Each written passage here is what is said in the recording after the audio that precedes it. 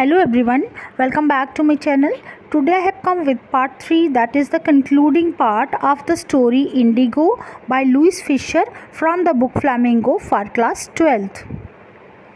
Today I shall teach you from page number 52 to page number 54. If you are new to my channel, please don't forget to subscribe it. Links for part 1 and part 2 of the story have been given in the description box. So let me begin.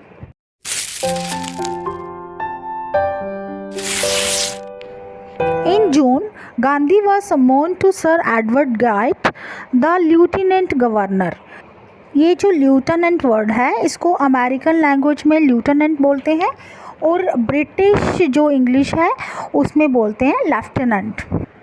समोन्ड क्या होता है? Called by.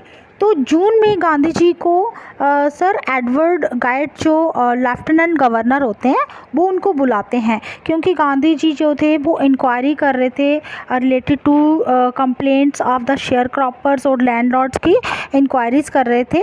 तो शायद उसी से related sir Edward gait ने उनको अपने पास बुलाया. Before he went, he met leading associates and again led detailed plans for civil disobedience if he should not return.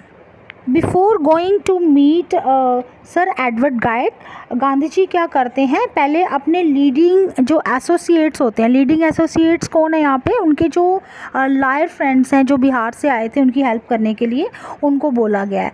तो वो उनके साथ मिलते हैं और फिर से डिटेल्ड प्लान्स करते हैं फॉर सिविल डिसओबीडियंस. अब सिविल डिसओबीडियंस क्या है यहाँ पे? Court arrest if he should not return. तो गांधी जी प्लान करते हैं कि अगर उनकी अरेस्ट हो जाती है, अगर उनकी कोर्ट अरेस्ट हो जाती है तो बाकी उनके लीडिंग फ्रेंड्स को क्या करना है, उनको कैसे कोर्ट अरेस्ट करवानी है, उनको भी मेरे पीछे पीछे कैसे अरेस्ट होना है, उससे रिलेटेड वो सारी प्लानिंग अपने लीडिंग एसोसिएट्स के साथ करते हैं.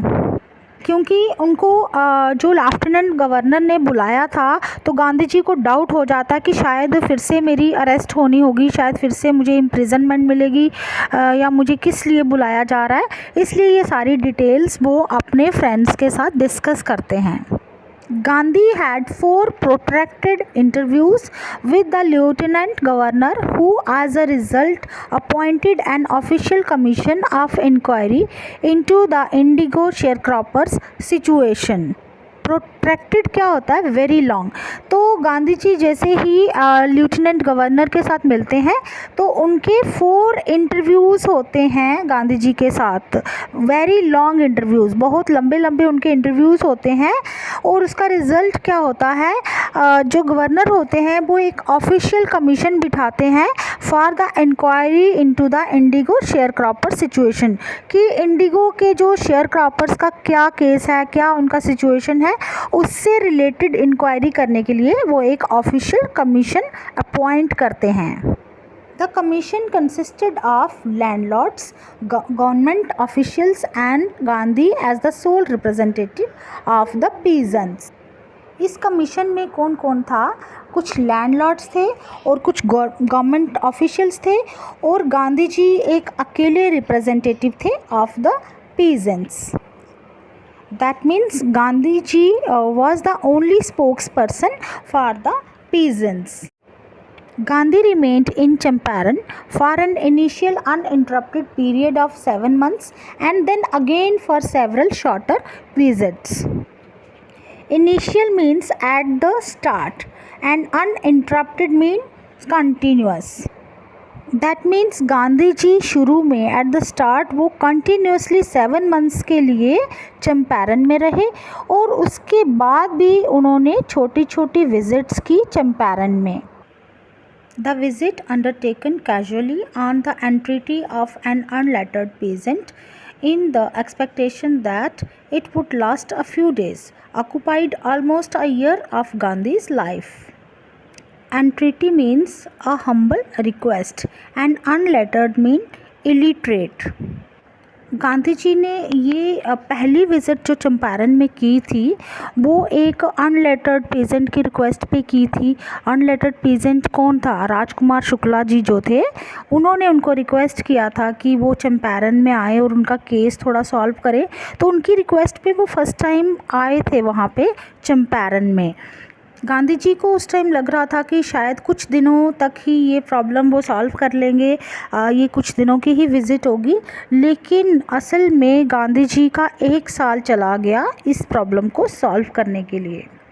The official inquiry assembled a crushing mountain of evidence against the big planters, and when they saw this, they agreed in principle to make refund to the peasants.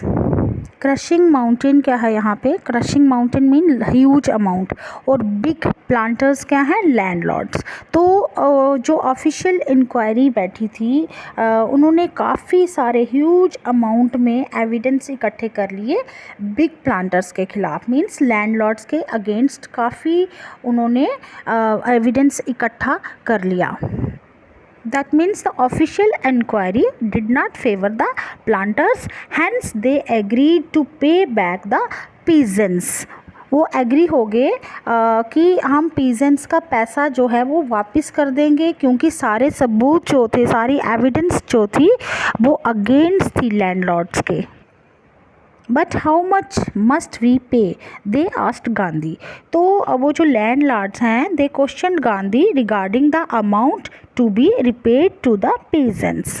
They thought he would demand repayment in full of the money which they had illegally and deceitfully extorted from the sharecroppers.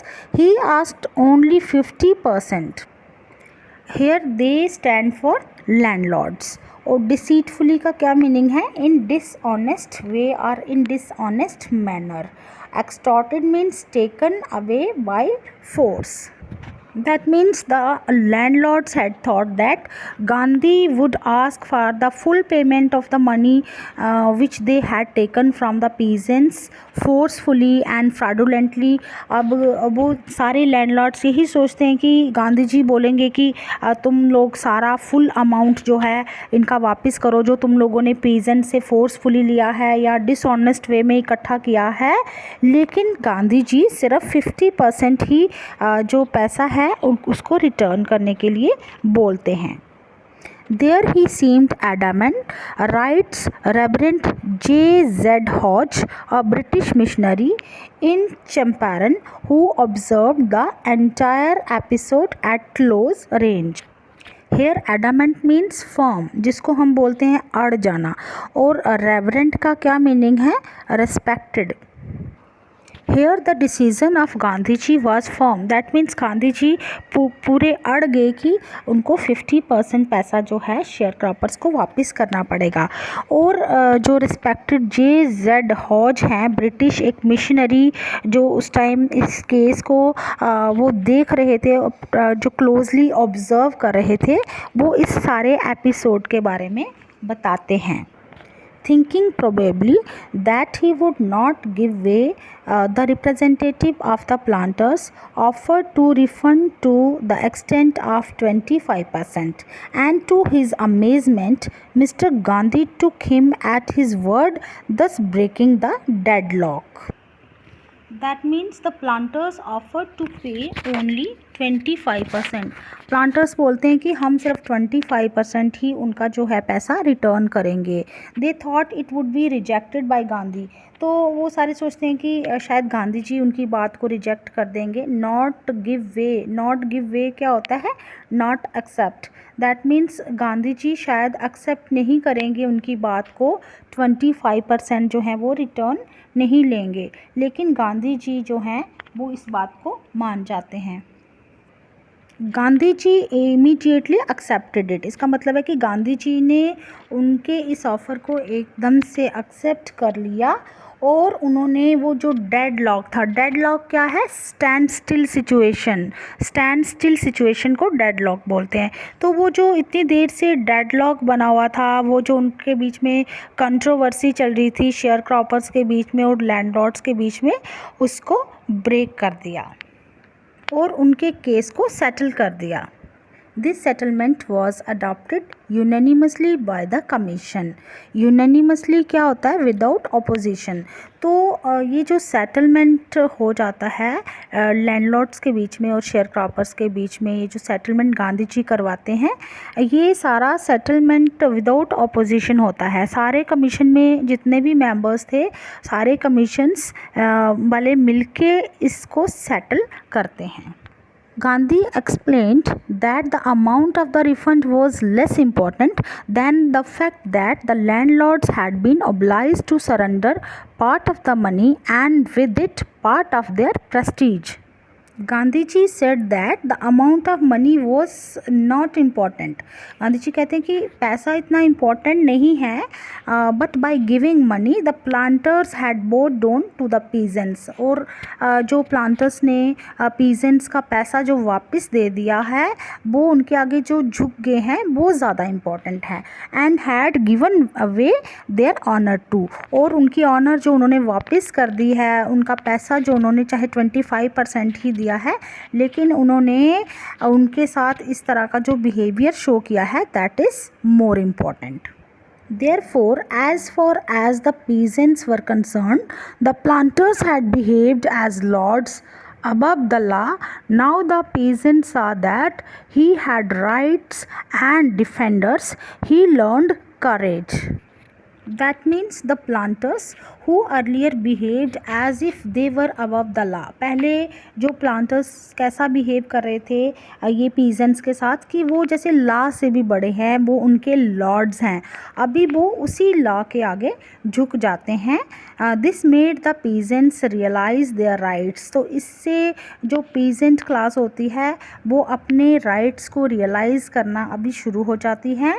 And this gave them courage to fight for them. और इससे उन सबको, सारे peasants को करेज मिलती है अपने लिए फाइट करने के लिए. Defender means protector. अब इसका क्या मतलब है कि जो पीजेंट क्लास है, जो एक पीजेंट है, एक फार्मर है, वो समझ आता है कि हमारे भी कुछ राइट्स हैं, हमारे भी कोई डिफेंडर्स हैं, हमारे भी प्रोटेक्टर्स हैं. इस सब से उनमें क्या आती है? करेज आती है, एक हिम्मत आती है अपने राइट्स के लिए लड़ने के लिए. Events justified Gandhi's position. Within a few years, the British planters abandoned their estates, which reverted to the peasants. Indigo sharecropping disappeared. Justified means marked by a good. Abandoned का क्या मीनिंग है यहाँ पे? Deserted. और estates का meaning होता है property, and reverted means returned. That means these all events had proven Gandhi's position. इन सारे इवेंट्स ने गांधी जी की पोजीशन को प्रूव कर दिया. The British planters had to leave their property within the next few years.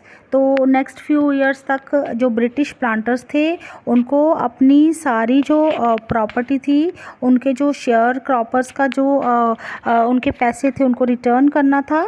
These properties were return back to the peasants within few years. Indigo sharecropping soon came to an end. इस तरह से Indigo जो share cropping थी, उसका and हो गया, अंत हो गया. Gandhi never contented himself with the large political or economic solutions. Contented क्या होता है? Satisfied. तो गांधी जी का ये कभी भी एम ये नहीं रहा कि वो लार्ज पॉलिटिकल या इकोनॉमिकल सॉल्यूशंस करें.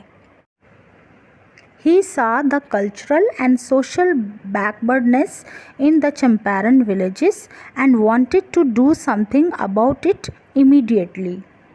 दैट मीन्स गांधी जी ने देखा कि चंपारण जो विलेजेस हैं, उसके आसपास के जो विलेजेस हैं, उसमें काफ़ी बैकवर्डनेस है. कौन कौन सी बैकवर्डनेस है? कल्चरल बैकवर्डनेस है, सोशल बैकवर्डनेस है.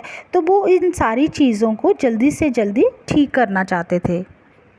ही appealed for teachers Mahadev Desai and Narhari Parikh, two young men who had just joined Gandhi as disciples, and their wives volunteered for the work. Disciples क्या होते हैं? Disciples means followers. तो गांधी जी के 2 followers थे जिन्होंने recently Gandhi ji को ज्वाइन किया था। One was Mahadev Desai and another was Narhari Parikh. तो इन दोनों ने गांधी जी को ज्वाइन किया और उन्होंने खुद वॉलंटरली उन्होंने गांधी जी की हेल्प करने की सोची। गांधी जी ने अपील किया था कि कुछ टीचर्स जो हैं अपॉइंट किए जाएं चंपारण के जो विलेज के लोग हैं उनको समझाने के लिए। तो ये दोनों उस गांधी जी के डिसाइपल्स आगे आते हैं वॉलंटरली और गांधी जी की इस बात में हेल्प करते हैं। उनके साथ उनकी वाइफ्स भी काम के लिए वॉलंटियरली आते हैं। Several more came from Bombay, Pune and other distant parts of the land. That means India के डिफरेंट अलग अलग पार्ट से और भी बहुत से वॉलंटियर्स आए, गांधी जी के साथ ज्वाइन हुए। कोई बॉम्बे से, पूना से और बाकी डिस्टेंट पार्ट से आए। उन्होंने गांधी जी को ज्वाइन किया और उनकी हेल्प की इस बात में। Devdas Gandhi's youngest son arrived from the ashram and so did Mrs. Gandhi. तो गांधी जी के जो सबसे छोटे बेटे थे देवदास, वो भी वहाँ पहुँच गए और उनके साथ मिसेस गांधी जिनका नाम था कस्तूरबाई गांधी, वो भी उसके साथ वहाँ पे गांधी जी की हेल्प करने के लिए पहुँच गए। Primary schools were opened in 6 villages. Kasturbai Gandhi taught the ashram rules on the personal cleanliness and community sanitation. That means Champaran villages में वहाँ पे 6 जो हैं प्राइमरी स्कूल्स खोले गए, छोटे बच्चों के लिए स्कूल खोले गए और वहाँ पे कस्तूरबाई गांधी जो थी वो आश्रम के रूल्स सिखाती थी बच्चों को। ऑन पर्सनल क्लीनिनेस भी उनको सिखाती थी कि उन्होंने पर्सनली अपने आप को कैसे क्लीन रखना है और कम्युनिटी सैनिटेशन के बारे में भी उनको सिखाती थी। Health conditions were miserable. Gandhi got a doctor to volunteer his services for 6 months. 3 medicines were available: castor oil, quinine and sulfur ointment. That means जो चंपारण विलेजेस थे वहाँ पे लोगों की हेल्थ कंडीशंस काफ़ी बुरी थी, मिज़रेबल मीन्स काफ़ी बैड थी, बुरी थी। और गांधी जी ने इसके लिए वहाँ पे एक वॉलंटियर डॉक्टर को बुलाया जिसने 6 महीने तक वहाँ पे सर्विसेज की। वहाँ पे उस डॉक्टर के पास सिर्फ 3 मेडिसिन्स अवेलेबल थी। उनके नाम क्या थे? कैस्टर ऑयल, क्विनीन और सल्फर ऑइंटमेंट। जो भी प्रॉब्लम किसी को होती थी उसको इन तीनों मेडिसिन्स में से कोई एक दी जाती थी। Anybody who showed a coated tongue was given a dose of castor oil. Anybody with malaria fever received quinine plus castor oil. Anybody with skin eruptions received ointment plus castor oil. किसी भी patient को अगर coated टंग होती थी उसकी तो उसको castor oil की डोज दी जाती थी। वहाँ पे अगर किसी को मलेरिया फ़ीवर हो जाता था तो उसको कैस्टर ऑयल के साथ क्विनिन की गोलियाँ दी जाती थी। एनीबॉडी विथ स्किन eruptions क्या होते हैं? स्किन में कोई रैशेस किसी तरह के अगर हो जाते थे किसी को तो उसको सल्फ़र ऑइंटमेंट दी जाती थी और उसके साथ कैस्टर ऑयल दिया जाता था। यही मेडिसिन्स अवेलेबल थी चंपारण के विलेजेस में उस टाइम पे। ये मेडिसिन्स भी गांधी जी की वजह से ही उनके विलेज में अवेलेबल हो पाई। Gandhi noticed the filthy state of women's clothes. He asked Kasturbai to talk to them about it.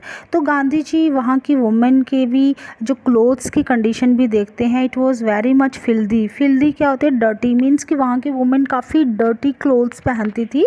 तो इसके लिए गांधी जी ने कस्तूरबाई को बोला कि आप उनके साथ बात करिए, वहाँ की वुमेन के साथ बात करिए कि वो थोड़ा क्लीन क्लोथ्स पहने, क्लीनलीनेस के बारे में उनको भी समझाएं।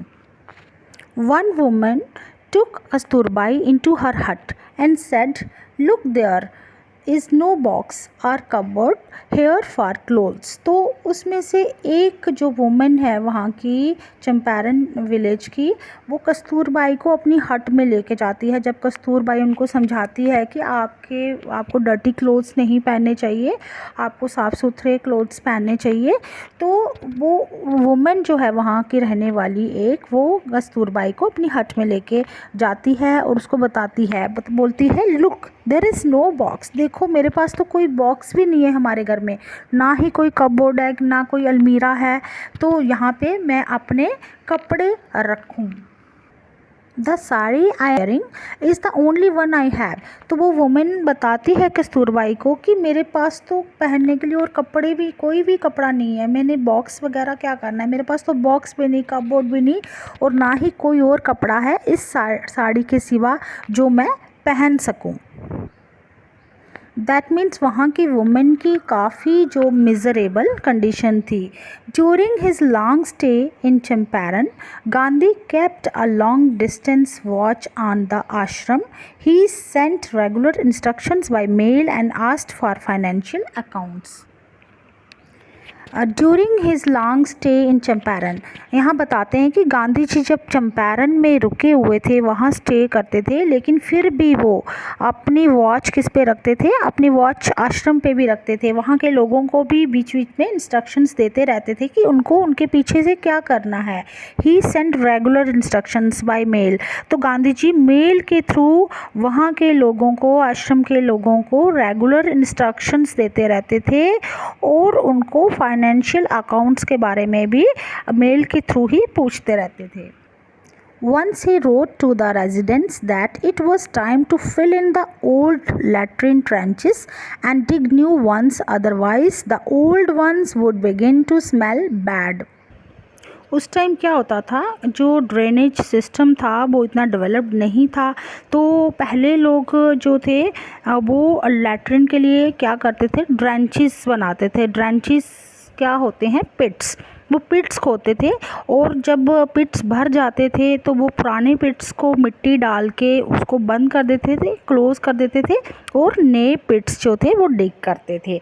तो गांधी जी वहाँ के रेजिडेंट्स को लिखते हैं कि आप लोगों के जो लैट्रिन ट्रेंचेस हैं वो फुल हो गए होंगे, इसलिए आप न्यू जो है वो ट्रेंचेस बना लो, ताकि उसमें से स्मेल ना आए। पुराने ट्रेंचेस जो हैं वो स्मेल देना शुरू हो गए होंगे।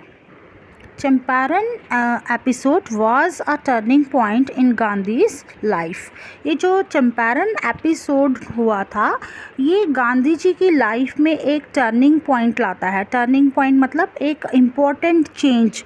गांधी जी की लाइफ में इस एपिसोड की वजह से एक इम्पॉर्टेंट चेंज आती है। What I did, he explained, was a very ordinary thing. Gandhi ji बताते हैं कि जो चंपारण में उन्होंने काम किया था वो एक बहुत ही ऑर्डिनरी सा काम था। I declared that the British could not order me about in my own country. तो मैंने सिर्फ इतना बोला था ब्रिटिशर्स को कि आप मेरे अपने ही कंट्री में मुझे ऑर्डर नहीं कर सकते। But Champaran did not begin as an act of defiance. It grew out of an attempt to alleviate the distress of large number of poor peasants. अब यहाँ पे defiance का क्या मीनिंग होता है, opposition, और alleviate means reduce. Gandhiji says that this Champaran movement was not started to oppose the Britishers. कोई Britishers को oppose करने के लिए, it was not an act of opposition of the Britishers. ये Britishers को oppose करने के लिए ये movement नहीं start किया गया था, ये इसलिए start किया गया था to relieve the pain of the poor peasants. जो उस टाइम poor peasants थे, because of landlords की वजह से जो peasants की problems थी उसको solve करने के लिए ये movement start किया गया था। This was the typical Gandhi pattern. His politics were intertwined with the practical day-to-day problems of the millions. Intertwined mean twisted together. तो यहाँ पे ये बताया गया कि गांधी जी का जो पॉलिटिक्स ज्वाइन करना जो था वो किसी गेन के लिए नहीं था। गांधी जी प्रैक्टिकल काम करते थे, वो day to day problem solve करना चाहते थे। मिलियंस ऑफ जो पुअर पीपल थे उनकी प्रॉब्लम सॉल्व करने के लिए उन्होंने पॉलिटिक्स ज्वाइन किया था। His was not a loyalty to abstractions, it was a loyalty to living human beings।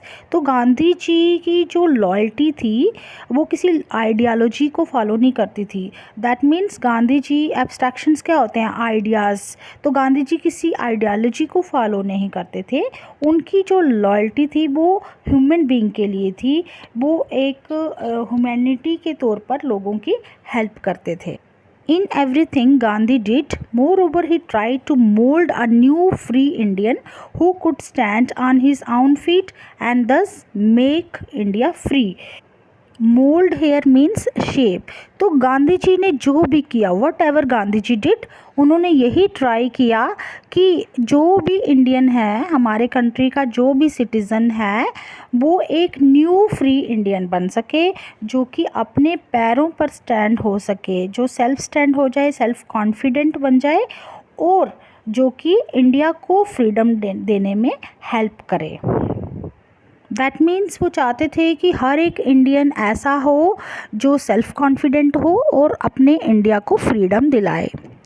Early in the Champaran action, Charles Frere Andrews, the English pacifist who had become a devoted follower of the Mahatma, came to bid Gandhi farewell before going on a tour of duty to the Fiji Islands। Pacifist क्या होता है? A person who is against war and violence. तो एक English person थे, Charles Frere एंड्रियो। वो एक English pacifist थे। That means he was an English man और वो पैसिफिस्ट थे। वो भी गांधी जी की तरह अगेंस्ट थे वॉर के और वायलेंस के। तो वो अर्ली चंपारण मोमेंट जब हुआ था उसमें वो गांधी जी के फॉलोअर बन जाते हैं, बहुत बड़े फॉलोअर बन जाते हैं।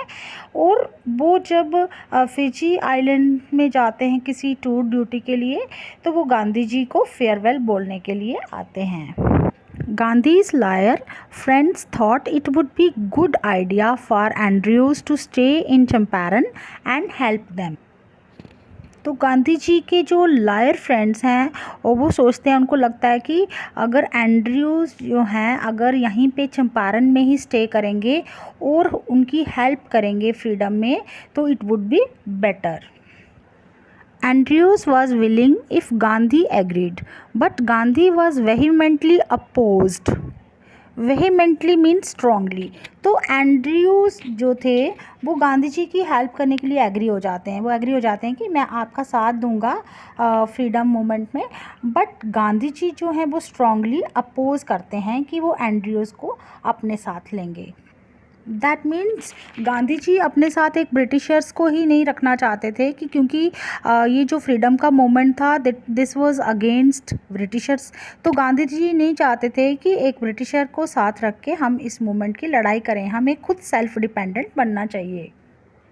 He said, you think that in this unequal fight it would be helpful if we have an Englishman on our side। This shows the weakness of your heart। The cause is just and you must rely upon yourselves to win the battle। तो गांधी जी अपने followers जो उनके lawyer friends होते हैं उनको क्या बोलते हैं कि आप लोग क्या सोचते हो, ये जो अनइक्वल फाइट है हमारी, इसमें अगर हम एक इंग्लिश मैन की हेल्प लेंगे, अपनी साइड पे एक इंग्लिश मैन को अपने साथ रखेंगे, तो क्या ये हेल्पफुल होगा? आपको ये लगता है? तो इससे ये पता चलता है कि आपके अंदर कितनी वीकनेसेस हैं, आपका हार्ट कितना वीक है, आप मतलब सेल्फ डिपेंडेंट नहीं हो। द काज इज़ जस्ट, जिस बात के लिए हम लड़ाई कर रहे हैं उस जो काज है that is just. Cause means reason, that means Gandhi ji क्या कहते हैं कि ये उनका एक राइट है जिसके लिए वो लड़ाई कर रहे हैं, फ्रीडम उनका राइट है और आप लोगों को सबको अपने आप पे डिपेंड होना चाहिए। रिलाई मीन्स डिपेंड, तो अपने आप पे डिपेंड होना चाहिए बैटल को विन करने के लिए, ना कि दूसरों पे डिपेंड होना है, ना कि हमने ब्रिटिशर्स पे ही डिपेंड होना है, हमें अपने आप पे डिपेंड होना चाहिए अगर हम इस बैटल को जीतना चाहते हैं।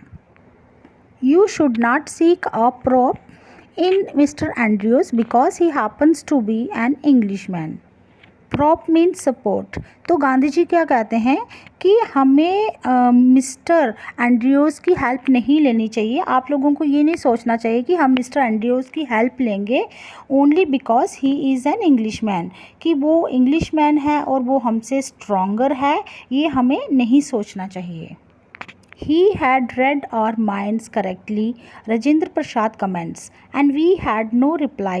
Gandhi in this way taught us a lesson in self-reliance. तो राजेंद्र प्रसाद जी बाद में इसके ऊपर कमेंट करते हैं, वो बताते हैं कि गांधी जी ने हमारे माइंड्स को अच्छी तरह से करेक्टली, उन्होंने हमारे माइंड्स को रीड कर लिया था। हम एग्जैक्टली यही सोच रहे थे कि अगर मिस्टर एंड्रयूज़ हमारी हेल्प करेंगे तो शायद हम ज़्यादा स्ट्रांग हो जाएंगे। तो दैट मीन्स गांधी जी ने उनके माइंड्स को पूरी तरह से रीड कर लिया था। गांधी जी ने राजेंद्र प्रसाद जी बताते हैं कि गांधी जी को वो कोई रिप्लाई नहीं दे पाए इस बात का, और गांधी जी ने उनको एक नया लेसन उस दिन पढ़ाया सेल्फ रिलायंस का। सेल्फ रिलायंस मतलब सेल्फ डिपेंडेंस, हमें अपने आप पे कैसे सेल्फ डिपेंडेंट होना चाहिए, हमें अपने आप में बिलीव रखना चाहिए। Self-reliance, Indian independence and help to sharecroppers were all bound together. Self dependence होता है, ये सेल्फ रिलायंस का मीनिंग मतलब आत्मनिर्भरता। तो सेल्फ रिलायंस और जो इंडियन इंडिपेंडेंस थी, that means freedom for India and help to sharecroppers, ये सारे जो थे इंटरकनेक्टेड एक्ट्स थे इन गांधीयन मूवमेंट, ये जो चंपारण मूवमेंट चला था वहाँ पे। Being self-dependent, free and helping the peasants, all these acts of Gandhi were interconnected. This was all about the concluding part of the story. Thanks for watching. Please comment in the comment box and like, share and subscribe my channel.